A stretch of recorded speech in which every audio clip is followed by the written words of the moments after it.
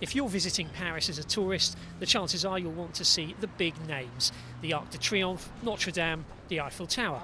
One thing that probably won't be on your itinerary is a trip to see Paris's poor, run-down outer suburbs. So now it's a museum, historical and archaeological museum of Saint-Denis. Some hope that could be about to change.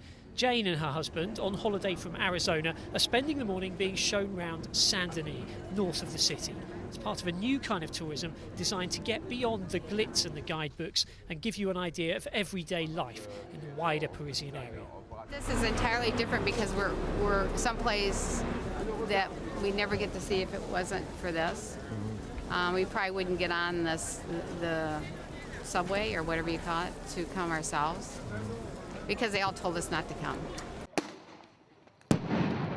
For many in France and elsewhere, the Paris suburbs are forever associated with rioting and antisocial behaviour. Whenever there's social unrest in France, it's here that it blows up first. But for their guide, Michel, news pictures like these have given a one-sided view of life in his home. C'est dommage que la ville et le département aient gardé cette image. It's a shame that this town and this area have been stuck with that image, an image of violence and deprivation. There's some truth in it. If you look at the statistics, poverty is a bit more severe here than in other parts of the Paris area.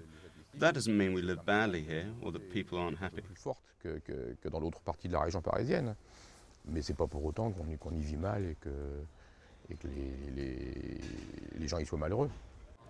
Michel is giving up his time for free as a volunteer to show tourists that there's another side to the infamous banlieue. And he says interaction with locals like himself can help visitors balance out the unfriendliness of the big city. For Michael and Jane, it's been a big success. This will be a high point of our trip.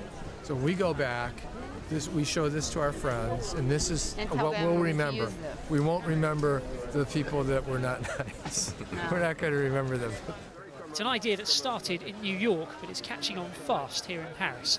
The suburbs here may still have an image problem, but Michel and the other volunteers say they're happy to keep fighting it, one tourist at a time.